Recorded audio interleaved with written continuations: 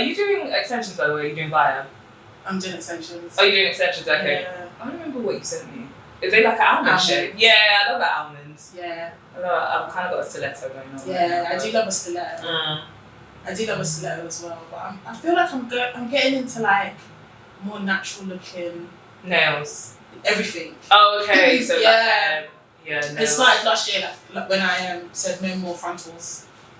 I want to rock my hair. And then ever since then, I don't know, maybe it's with age. You just get to a point, you're like, maybe I need to tone it down. But I'm trying to find the balance between it looking a bit natural and still giving glam down, because I like the glam look. Yeah, exactly. You kind of need to switch up every once in a while. But I remember actually watching one of your lives though, where you were talking about how like a lot of us, like black women, like we don't feel attractive without a wig, or like it's not even necessarily always that intense, but like the wig is like the go-to when you picture you know, like a glam look, like I would say, which is kind of unhealthy because we need to like look at our own hair that way. And it was so funny because like I mainly get like braids and stuff a lot if I'm trying to, you know, not do wigs so much, but like I kind of will go to my natural hair as a last resort.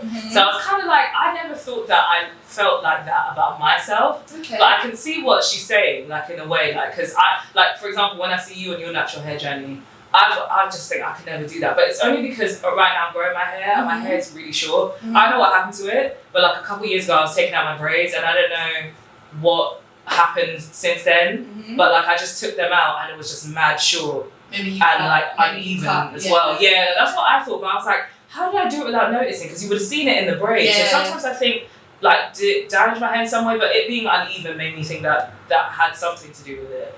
But yeah, so since then, it's been a bit mad. Like, it's even now, and I feel like it is growing gradually. But there's just not much length to it, which is really sad because it used to be like, not hella long, but it used to get to my shoulders. And now it's just like, I feel like it's barely long enough to like put up. So I feel like I just can't feel, I think I feel differently if I had my hair the way it was before. And I think part of that, I feel like a lot of women will relate to that because, and this is why when I've not really done a lot of videos talking about my hair per se, because my hair is not short. And I know that I don't want to be pretentious and be like, oh yeah, wear your natural hair, when I know that for a lot of women they're nervous to wear their hair because their hair is short. And as black people, when we were growing up, we were told that it was like if you had long hair you were like the special black person because you got long hair. And when most people didn't have long hair, and so we've almost like not fetishized it, but we look up to it. And so we have attached beauty with having long, luxurious hair. So when your hair's not long, it's like, oh no, I can't wear it out. And this is part of what I was talking about, because I don't want to say even me who has long hair, because I've always been able to maintain hair that's at least up to like my collarbone or longer. Collarbone? Yeah, collarbone. Yeah. Even I used to feel like if I don't have long, bouncy, luxurious hair, I'm not glammed out. I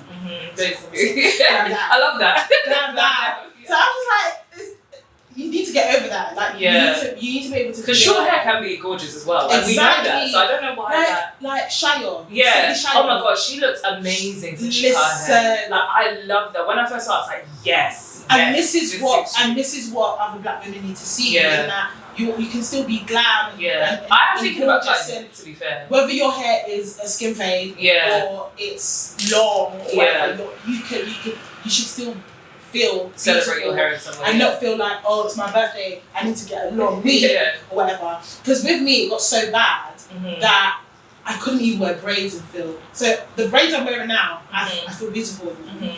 When I used to wear braids when I was wearing wigs a lot, that was more of my, this is my downtime. So like, let's say I've got an event to go to, I wouldn't feel as put together when I was wearing braids. I used to feel like, oh, I'm going to this event, I need to take my braids out so I can get ready. And that's not. It's not. It's definitely not a healthy mindset. Yeah, for sure. But no, I get why you think that, because even with braids, even though we know braids can look good as well, I feel like sometimes some people, you kind of have it in the back of your mind that it's like, it's nice, but it's not, do you know what I mean? It's not, yeah. That's what I'm saying. That's exactly and, how it is. Yeah. A lot of us were wearing braids in school. Yeah. So like, when I wear braids, I feel like, this is like childish hairstyle. Yeah, do you know what I mean? It's like, feel gross, sexy. Essentially, we equate like inches, like a long weave with like, I'm grown now. Sexy. Yeah. That's so true. Exactly what it is. Yeah. So I was just like, okay, Dami, get a grip. And my signature weave, or my signature wigs would always be, I wasn't a bust down. Okay. Yeah. I was a heavy side sweep girly. Yeah. Like it would literally cover an eye. Oh, okay. Like a Leah. Yeah. Like it would really deep side part. Okay. That was me. That really suit you. I can picture that. Yeah. Girl, I know. That was my look. That was my signature look. But I was like, in doing that look, I'm hiding most of my face. Mm-hmm. So that was another layer of, I didn't feel pretty. Yeah. You said in your life that a lot of us are scared of our foreheads. I'm like, oh my god, it's so true, because the first thing I think when I get braids done, even sometimes when I'm making a TikTok, I'm like, I can't wait till my hair starts growing out just a little bit, because I feel like my forehead is just right there. It's just there. Like just staring at me. Because you've been putting the lace here. So it's like, oh my god, I forgot my forehead is actually as big as it is. Because we want to protect our edges. You Yeah. put the lace like an inch in front. So you've lost a whole inch of it on your forehead. And my forehead isn't even that big either, but it just feels like that. It feels like that. Sometimes I have this random intrusive thought, like, no shade to Reed, but I'm like, I wonder like what Rihanna be going through when she gets her braids, because she's got a fine head. So could you imagine? It's like, oh my god, it's just staring at me. It's a bit of a jump scare. Like, whoa, what's going on here? Like, it's so was my forehead always this big, or was my hairline moving back? I'm questioning myself, like, have I always been walking around with this forehead? Like, what? And this something crazy. My hairline moving back, or like, what's going on? Yeah, exactly. So right, no, it's so true. I was like, I need to learn how to feel beautiful without all of these things. Yeah. And I wanted it to be, the natural is my norm. Mm-hmm. And then if I want to spice it up a little bit, temporarily, then I'll put a wig on or get braids done for a little while. But my go-to hairstyle consistently has to be my hair. Yeah. It was hard. It was hard in the beginning. Yeah. I actually relaxed my hair. I'm going to be very honest with this. I grew up, when I was 10, my mum relaxed my hair because she didn't know how to look after it. She didn't know what to do with my hair. Mm-hmm. And I've got a lot of hair. When it's natural, it's even more like, obviously. So from the age of 10 till about 27, I was a relaxed hair girly, like my hair was really long, I knew how to look after it, all that stuff. Great. And then I started to think, I don't even know what my natural hair looks like. So I did a big chop. I transitioned for 2 years because, again, I didn't want to have the low haircut like Chioma is rocking, because I didn't think I could do it. This is this fear. And it's that fear of shortness. Yeah. So it's like, what do my head actually look like? Yeah, with short hair. I've never seen it. With this forehead. I don't think I can rock it. I know I'm pretty, but I don't think I'm I'm sorry, no. And I just don't know if everybody can. So I'm like, what if I'm one of the ones that can't? Now it's too late. I've got a round face. Yeah. I think I've got a round face, and so and I feel like it's quite chubby. So I feel like if I had no hair, my face would look, I feel like it would just look like a ball, like a football. Sorry. Like, I don't think it will make sense. That's something but again, it's something I need to work on, right? So it is what it is. But the thing is, I've also never seen a woman with short hair that looks bad, if that makes sense. Like, they usually look really good. So maybe there is something in, you just have to do a certain style to like maybe it can work, maybe it's just in our head that it can't, kind of thing. I think that, I feel like black women in general, that where all of us, it's going to be such a soothing statement, but I'm going to stand myself. Yeah, go for it. I feel like we're all really beautiful, like we've all got striking features, and I think that we spend a lot of time hiding those features. Yeah. And we hide it behind the hair. Yeah. A lot. And, and the lashes and all sorts of things to try and like look different, if that makes sense. And even down to like when I wear makeup, I try not to wear it in such a way where it's like I look like a completely different person when I take it off.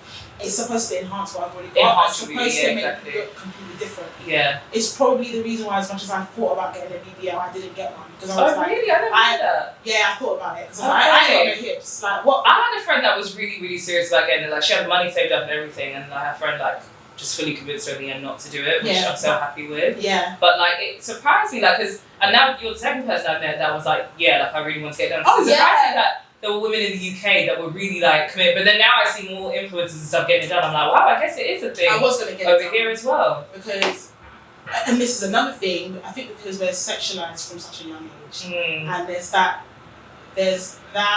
whole thing of black women are supposed to have big bums, supposed to have like certain physical features, and that's not the case. And I mean, I have a bum, but it's not the type of bum that is supposed to be like the black girl bum. Okay. My friends don't want to say that, it's in my head because they're like, yeah, I was gonna say, I think I see your body, like, I think that's the case, but it's because I feel like I don't have hips. Oh, okay. So I wanted the BBL to get the hips. More for the hips, yeah, okay. Not for the back. Just that's what I don't remember her name, but she's on Laid Bare with Oloni, or she used to be. It's like Sarah Jamila, something like that, SJ. But she said the same thing. She was on 90s Later talking about how she got a BBL, but it was because of her hips. But she said that, like, and I did not know that this could happen. Like, she peed it out. Apparently, your body can reject it. Oh wow! And yeah, it just comes out in your urine. I was like, that is crazy. I was like, so that just would piss all that money wasted. That would piss me off. All that money just wow. Yeah. Like, and she was like, but she ended up like, you know, going healthy, like working out and like going gym and stuff. And like, she said she actually started to naturally, as her body changed, she got hips anyway. So she was like, so like, you know, it was kind of a lesson, like you actually don't really need all that. But I was like, but I was still stuck on like, you really peed it out though. Like, I know, right? I think, you know, like I'm saying with the hair thing, I feel like I had to force myself to be like, this is what God gave you. Yeah. Embrace it. Yeah. And there's beauty in embracing it. So I was like, okay, cool, just go gym. And even in the gym, I'm not trying to build a booty. I'm not trying to give the illusion of hips. I'm just trying to be the best version of what I have. Yeah. Yeah. But you look good though. It's been working. I'm trying. So Dami, welcome to the Undherrated Salon. I'm so glad that you came today. Finally. I know. Because we was here a year ago. Like, how come you're on the show? And it's been actually been a year. That's crazy. It's been a long time. So I'm so happy to have you. I actually haven't done the show in a few months. I'm happy to be back. Yes. But we have plenty to discuss. We're actually already getting into a conversation about a lot of the content that you make. Because you have a podcast called Unpicked. Yes. And you also make TikToks as well. So you actually, how many followers do you have on TikTok now? I think you're at like a 30k? 30k, I wish. Oh, okay, I thought that was off the top of my head. But. No, I'm sitting on around 15. Okay, that's really good though, because I think, oh my God, it's always when I start talking, sorry. But yeah, and I think that you were like around like 8 or 10 when we last spoke. Yeah. Yeah, so you've grown. Yeah, I hit 10k within like 3 months of starting my TikTok. Okay. It's slowing down now, but I prefer it that way. Yeah. Because I did a few, some of my videos just randomly went viral. And that's what kind of, like, skyrocketed my TikTok. Because you do a lot of like hair and like skincare and makeup content, which I can tell that you really enjoy. That's but you also do commentary videos. Yeah, as well. so when I started, so what it was I wanted to start doing TikTok in 2022. But the thing about TikTok is everyone's always trying to teach you something. And I came across everyone's an expert. Yeah, and I came across all this TikTok videos around how to like get engagement, how to find your niche, how to this, like that, and it overwhelmed me.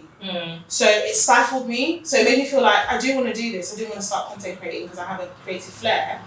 But I don't even know where to start. Like, should I do this? And it was just too much. So one random day in November in last year, 2023, I was like, guys, I'm just gonna start making whatever I want to make, and if it blows, it blows. If it doesn't blow, that's what it that's is. your problem. Yeah. I said that's your problem. For real, like I can't have that for this matter. I just want to do my thing. Okay, I'm gonna come and talk my shit. Yeah, fair.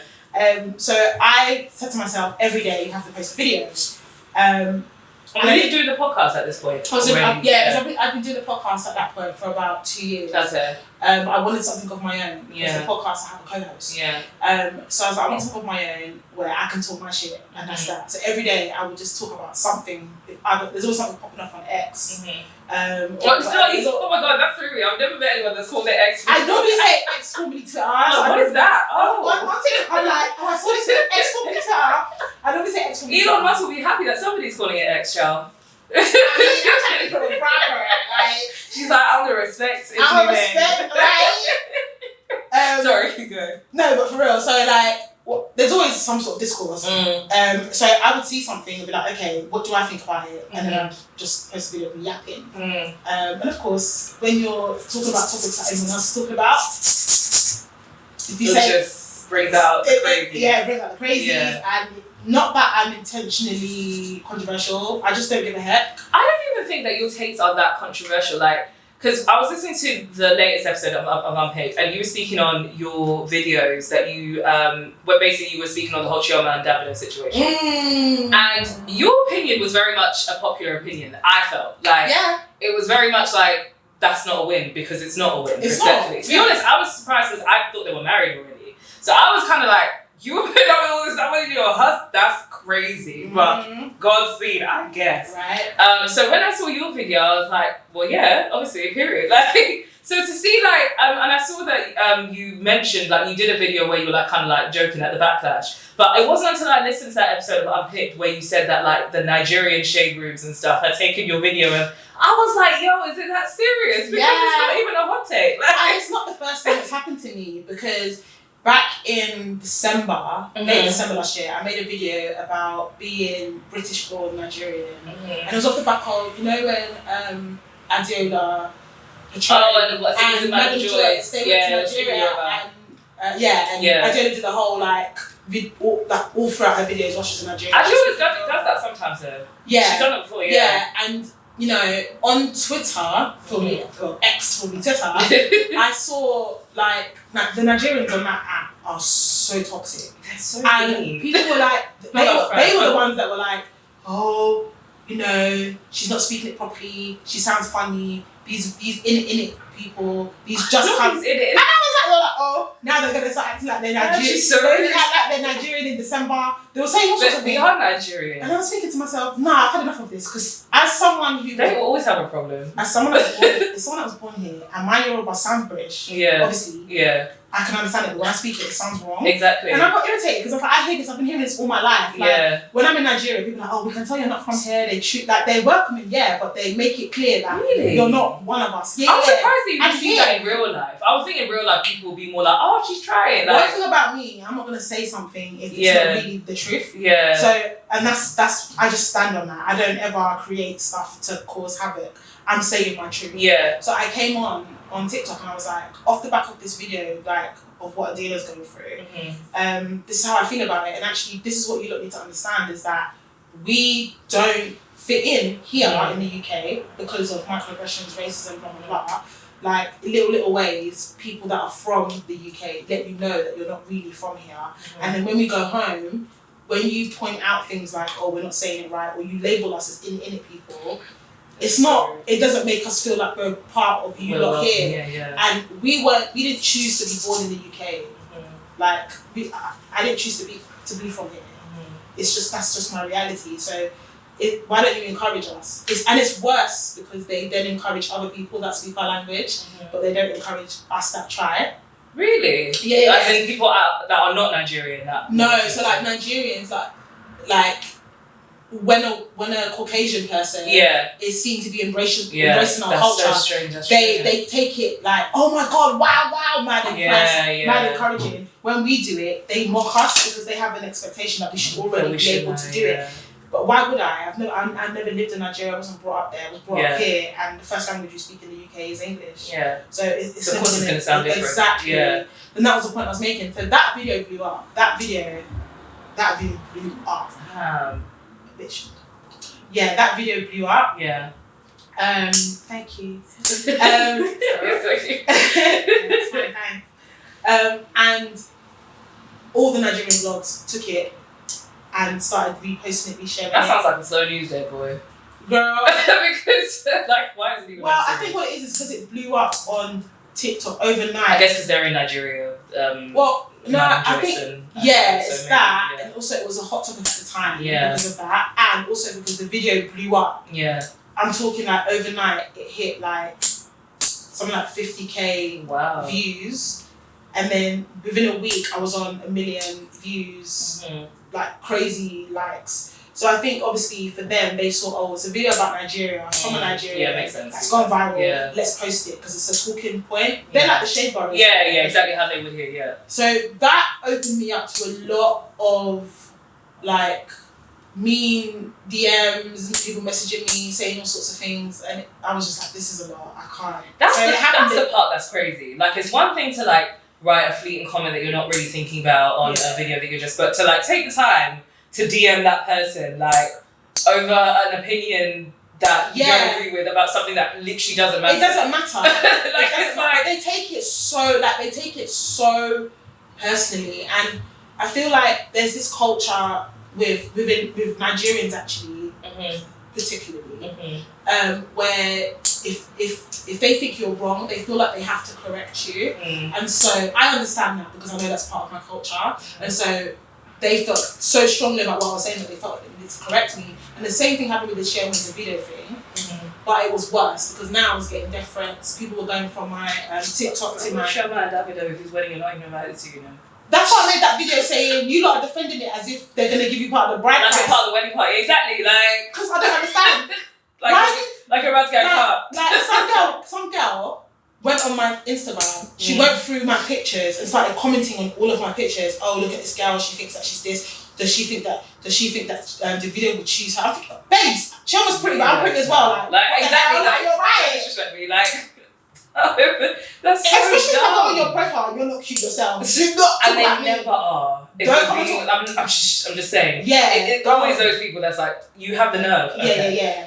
Like, but yeah, this time I was getting difference, and I was like, okay, That's everything's getting crazy. shut down. So I had to make everything private. I was like, if we're not friends on socials, I'm not even. You can't even comment on my stuff. You can't even DM. Oh, you can do that on TikTok. Yeah, you can do that on like strangers on Instagram. You can do it. So on Instagram, they've got this feature where if I'm not following you back, you can't even comment on stuff. On the Davido and Chioma thing. Video, TikTok flagged it to me that I was getting threatening comments. And I've never experienced that before, but they were like, for anti-bullying. Was it like just in your comment section, or did they actually send a message? They sent me a message. Oh, that means it's serious. Yeah, and they were like, oh, we've noticed, because because obviously with TikTok, they filter. Yeah. That's what I usually see. Just in the comments, they won't show you. Yeah. So I think there was so many in there that TikTok messaged me and were like, we've had to filter a lot of the comments that you're getting on this video. Okay. Yeah. And they were like, you can put in extra measures on this particular video. Okay. That's good. So on that particular video, they put in place that functionality of if I'm not following you back, you can't comment on my video. That's actually really good. That's one thing I like about TikTok. That you can tell that they very much are actually trying to bear in mind people's mental health and not have just anything be said. They don't play. Yeah. They can be a bit strict sometimes. Like I will say the smallest thing, and they'll be like, "Oh, like they removed one of my videos because I don't remember what the reason was, but you know when they make it sound mad." It was literally like I was speaking about Love Island now. So like I think I always had to. It's probably a word. A bit of a hoe. I called him a hoe. That was it. That's what it was. And I was like, is it that? Okay, I guess because I guess when I was talking about women, the context would feel much greater. So I guess, but I was just like, wow, okay, I guess I can't be mad at it if it's gonna work on the other end as well. And I think they looked at that video and I wasn't saying anything bad. Yeah. To them. So they know that it's the people commenting. It's the people commenting. So they were just like, we can put these measures in place. And then after a while, I just said, because people would go on there, see they can't comment on that video and go to another one on my profile. Wow, people like that. That's how, So I was just like, okay, turn all the comments off. Nobody can comment on nothing. Boom, that's it. Sorry. For a week. I was like, when it simmers down, I'll come back.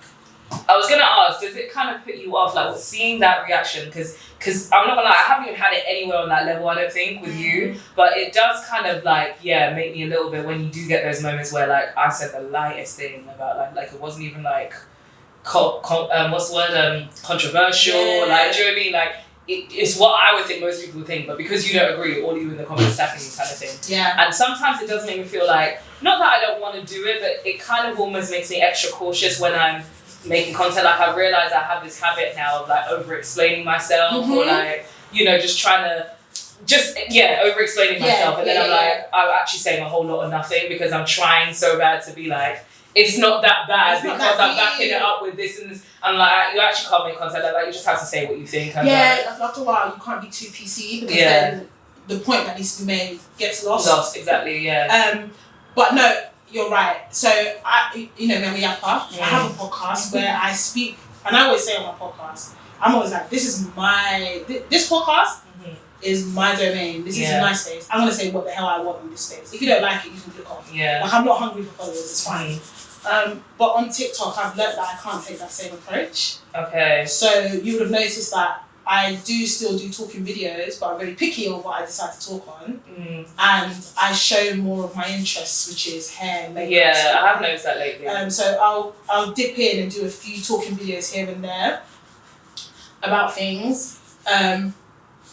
But then I'll make sure that my other content is the beauty stuff, because that's the stuff that I love. Every day I'm doing something to do with beauty. Like I'm into makeup and so much, so I might as well showcase that on my TikTok.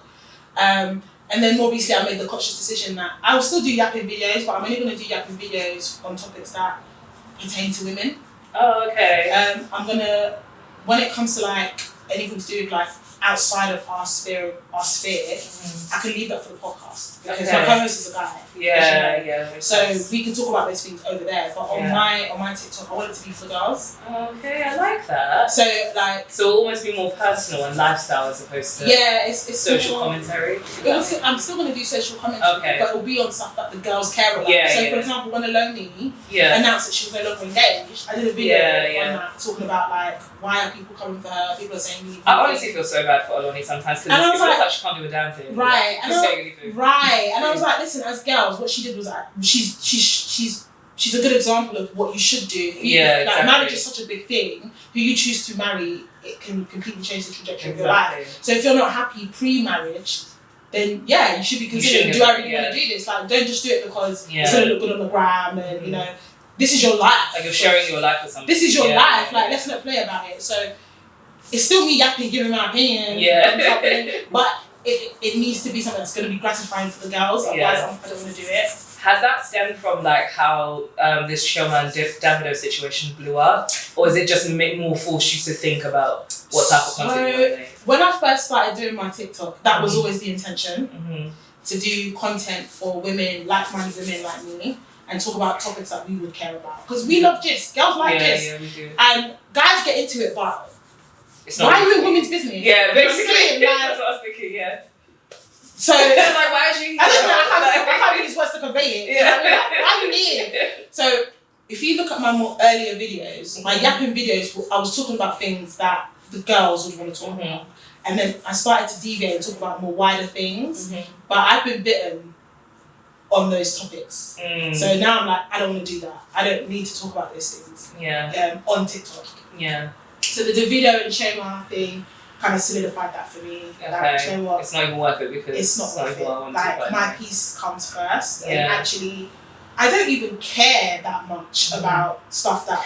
That's the thing that I think people don't get. Like, the way they'll be attacking you, like, it's like, you know that people are just literally just saying their thoughts and then going about their business. Like, we're not carrying this around. Nobody cares like that. Do you know what I mean? I think I said this to Fatima yesterday. I was like, the internet, like what it's breeding, it just causes people to care about shit they really don't care about. Like, everyone is so ready to react to something, and then someone says something and people react, and then the people that don't agree with them react to them, and then it's like, you know that none of us really care about this. This is you're the all thing. acting like you do. This is the it's thing. Weird. This is the thing. So I mean, we're similar and we do similar content in that we talk about that we're commentators, right? And being a podcaster is being a commentator. Exactly. You're talking about like real life situations and you're putting your take on it and sharing your opinion. That's the whole point of the podcast, right?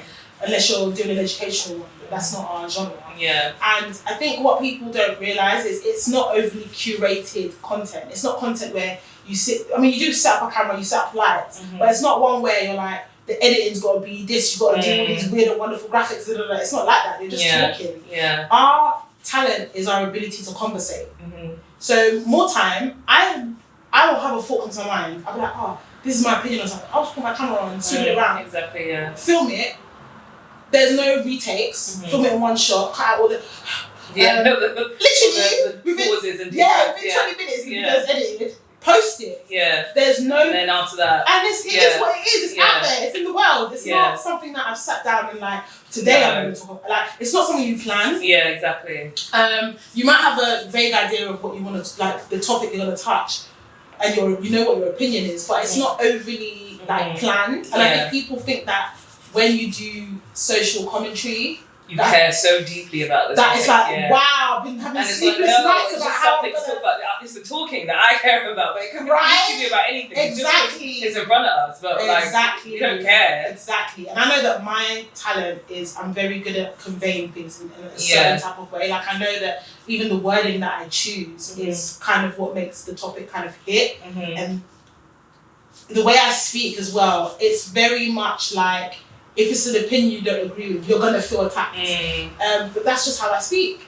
So it's what it is. So it's not me trying to be like I'm trying to be controversial. No, you just feel that way because best believe I meant what I said. That's about it. Like I genuinely felt like it's because people just want people to agree with them, and they get angry when people don't. That's literally what it comes down to, because it's like even like the smallest thing, and this is when sometimes it can feel draining. Like it won't put me off, but sometimes I feel like. Because what I'm trying to do with TikTok, I'm trying to grow like a following, like an audience. And sometimes I just get a bit like discouraged just because I feel like a lot of what I attract is like, you'll get, like I feel like I do good, what's the word? My analytics are good in terms of views and stuff. And like there'll be the odd video where I get good engagement. But I feel like people just come for that moment and then never come back. Or like you just get a random flow of people that are just either attacking or just like, sometimes showing positivity, like, and it's all great reception, but for that one video. And it just feels like temporary, spouts rather than a following. So sometimes when it comes negative and you get the people just attacking and you're like, I'm not even making it for you anyway. Sometimes it just feels like, why am I even bothering? Because it's like, I'm trying to talk to you, and that feels like what I'm getting. Yeah, it is a lot. And one thing I will say is, on that point is, don't do it to get a following. Do it because you want to share your opinion. You think you feel like your voice should be heard, and it comes across differently when you do it like that. For me, I didn't start TikTok to get a following. Yeah, you did. I didn't think that I would get 1K subscribers. And when you think about it, it being less than a year, you're 50K. In that time, really good. That's what I'm trying to say. Like I started in November. By January, it was on 10K. I didn't think that I would be. Thank you, Harry. I didn't think that I would be. I thought if I get 1K, I'm happy with that. I didn't even think I'd get that much. For me, I'm not on there to gain followers. I'm on there to be me, to be myself authentically.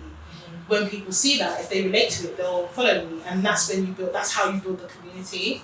And I think you're in a really good space because opinions. The whole point of being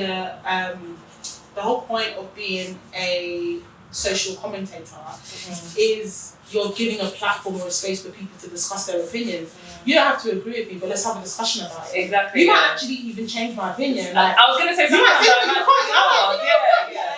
because that's another thing that people don't understand. Like, I'm not necessarily like just because I'm sharing my opinion, I'm not dedicated to not changing my mind or like thinking differently on a situation. Because sometimes you'll come back to a situation like, oh, you know what? I didn't actually think about it like this. Like, now I actually think differently. And a lot of the time, you're not saying it as it's not a dictatorship where like, this is my opinion. I'm trying to get you to see my opinion. This is what I think. This is what I think now. Yeah, exactly. This is it. This is what I think. And I say this on Unpicked a lot. My opinions.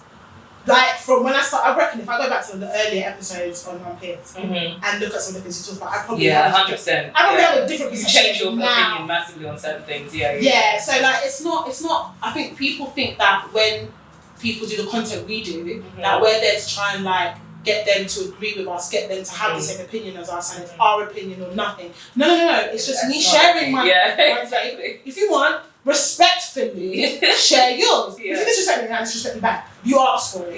Do you know what I mean? But I'm just saying what I think because I think that my opinion is valid and it should be part of the conversation.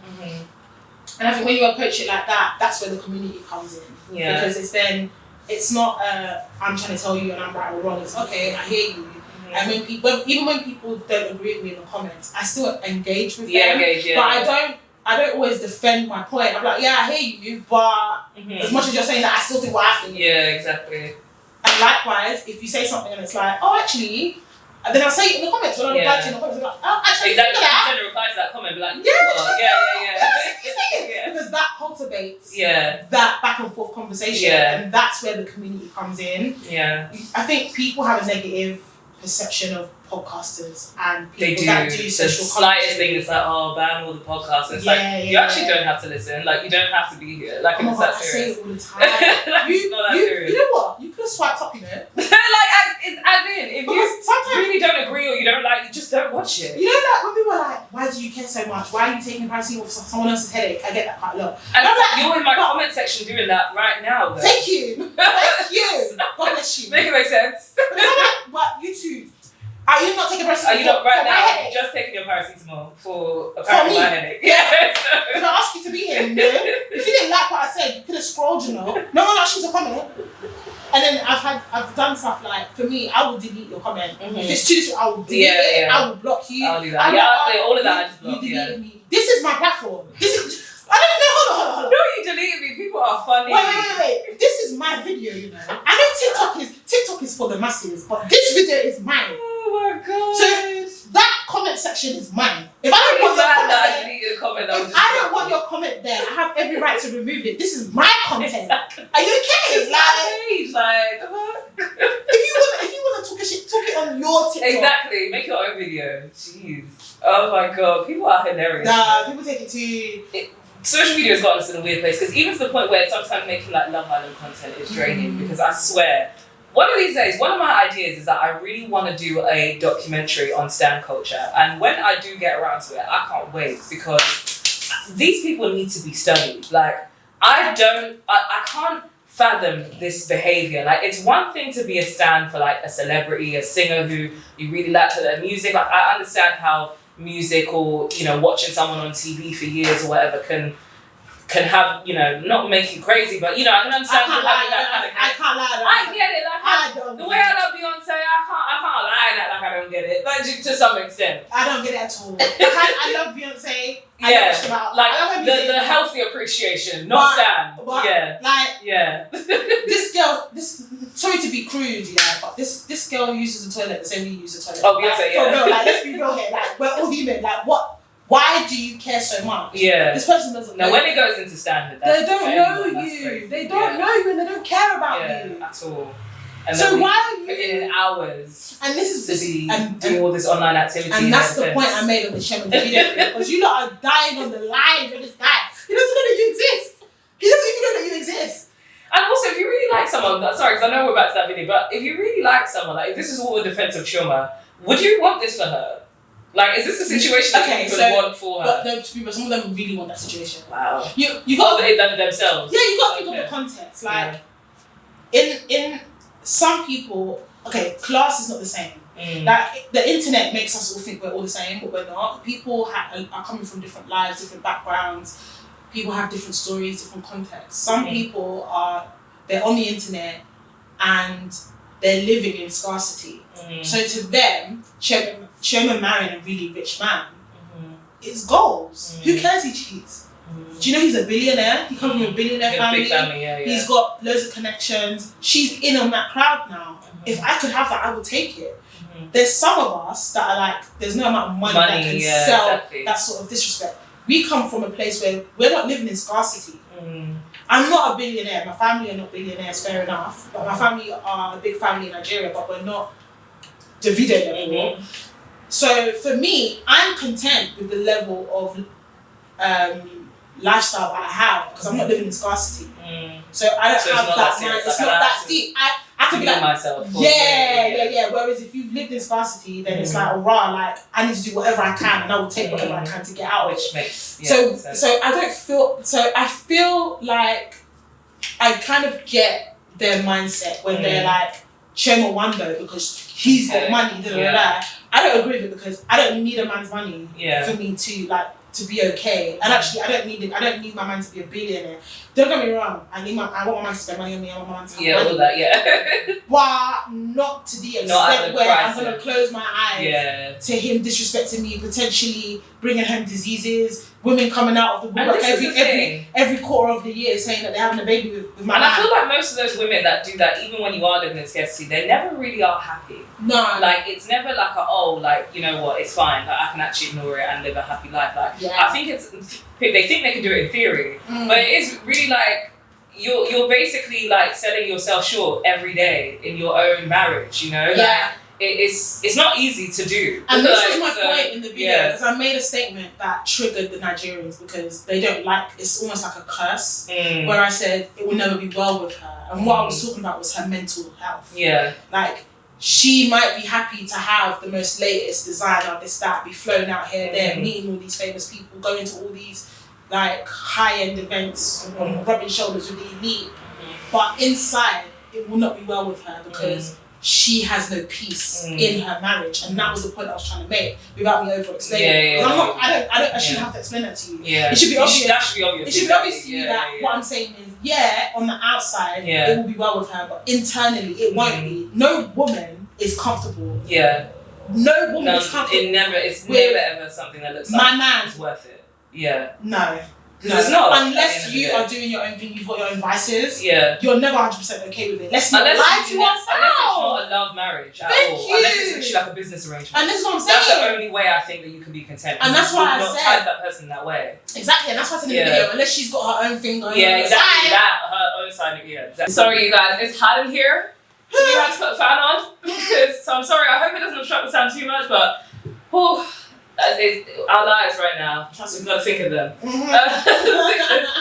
I'll be sweating. I don't want to sweat outside in the chair either. It's so funny how in the UK, we be complaining when it's raining. We really do. As soon as the sun comes out, I feel hot. Sometimes the way I be complaining, I'm like, I act like I haven't been here all my life. like I really should be used to, but I'm not. I make the point of not complaining about the sun because I complain about the rain so much. Like on Twitter, when it rains or when it's cold, I'll be going in. So when it's hot and it's too hot, I'm like, you actually need to close your mouth. Yeah. You have to close your mouth. You was complaining. You was complaining. But the heat is a lot over here. The sun is really sunning. Like, do you know what it is? The sun is sunning, but we don't have the infrastructure. Like, all the buildings are built to insulate heat. Yeah, that's why it's hotter outside than it is outside. Because, like sometimes I come home from the day, and you know when you're on your way home at the end of the day, it's not as hot. And then I come in my house and I'm so shocked by how hot it is. I'm like, why is it like a sauna in here? And I'm like, it's because it's taken in all the heat from the day and it's just not going anywhere. Like it's just in the house now. You open that front door. Yeah. You open the front door, and the heat hits you. Like the way the heat. Have you been to Nigeria? Yeah. When you cross the plane. Yeah. Straight humidity. Boom. Yeah. Like, I'm in Nice, okay. Yeah, exactly. Do you remember that 40-degree day? Well, I think it was 2 years ago. That 240 degrees day. Oh my god. This must be what the desert feels like. I was walking around with spray bottle in my house, spraying myself because it cools you down for like a split second. But yeah, I was gonna say, wasn't the whole warm by the end of it though? No, I don't know why. Okay. But for some reason, because I got continuous sprays. Okay. So it wasn't like a homemade one, okay. And then it's like a sheen type of spray. Okay. So it cools you down temporarily. That's good. Yeah, temporarily. Yeah, for 5 minutes. I was like, every 5 minutes, shh. Oh, shh. On the central line? Boy. No, you can't pay me to get on the train. The central line in the city. I'm working from home. Sorry, I'm working from home. Are you okay? Nah. And especially someone that likes to wear like full glam makeup, because I don't know how to do. I don't know how you go to it. Because when it's hot, in Malta, I was like, there were a couple of days I just didn't bother. No, sis, I've tried to do the natural look. I've tried to do the natural makeup. Yeah. I've tried to do that. I don't know how to do it. I'm being so real. Oh, well, natural, so not glam. Yes, like I'll sit down and I'm like, today, less is more than me. Yeah. We're doing less is more. By the end of it, it's the same thing. I don't know how. Because that's your go-to. That's what it is my thing. I'm like, it doesn't make sense. This is supposed to conceal. I'm not concealing anything. This is not natural. Before you know it, it's glam down again. So, well, this is it. Living your truth. You know? Oh my god. But yeah, no, just going back to the TikTok thing. Yeah. I am conscious that I'm going through a stage right now where my TikTok might look like, what is she doing with this at the moment? But it's just because I'm just still trying to find my place in. Yeah, I mean, I still think it looks consistently like what you've been doing, because you've always been doing the makeup and skincare and stuff, so it's not like a huge deviation. I just noticed that you hadn't done as much. But I was also like, there hasn't been much going on lately, so it might also have been that. Lately I've been struggling trying to think of pop culture topics, and so, because I feel like you can relate to this as well, but like, as you get older, you just don't care. And it's like, we already didn't care, but you know where it's like, I don't know if I can even muster up the Like, because what do I say? Because sometimes it's hard to find an opinion, really, on something you don't care about. Do you know what I mean? facts. So sometimes I really be struggling to think of something I'm to telling say. you now, like, sometimes, like, I'll see certain things, certain discourses, and part of it is I don't care. But the reason why I don't care is because it's a recycling topic. Yeah, that too. Yeah, we have a lot of that. We've been talking about this for 5 years. Yeah, like relationships. To be fair, there's a lot to discuss with relationships, so maybe not as a whole, but like, for example, like, who should pay for dinner, or who should sit in the front, you or his mom? Like, oh my god, go away. On my lives. Go away. It's so funny because on my lives, I normally do my lives when I'm getting ready to go out. Yeah. Not all the time, because if I'm in a rush, I put the live on. Yeah. But if it's like, so I've got some time, let me do a live. On my lives, I always get the same topics. Oh, really? Like, what's your take on 50-50? What's your take on dating older people? Older, younger? What's your take on... I'm like, don't ask me for my I take. don't have a take. Do what you want. Because if you look at my videos, you can probably guess what my take would be. Yeah, true. Yeah. Because I have a certain mindset. So you can probably guess what it is. Yeah. I don't need to entertain this. And I'm not going to do a full video of it. Yeah. So. Yeah, no. What I like to do though is like topics like Chioma and the video where it's about cheating and whether you should stay with a guy if he's cheating, which is another recycled topic. Mm-hmm. I can talk about it at that stage because that affects people in real life as well. Like, well, because the topic's about the video and Chioma, and that is a theme that we talk about a lot, but it's about this specific relationship. So I might talk about it in that way. But for me to just put the camera and talk about should we date 50-50, you'll never catch me. Yeah. It has to be related to something that's currently happening. Yeah. And then I might slip it in. Yeah. But I'm not doing that. It's just all it's all getting out of hand. We need more shows. We do. Because that's where I get I'm not gonna lie. That's where I get my talking points. TV. I actually, that's my favourite thing to talk about. Like, I talk about TV shows all day. Even when I'm actually like watching my content to like study and stuff and like, see which is good. Like, I think I come alive more when I talk about TV shows than anything else. I'm like, so I really do love film and TV.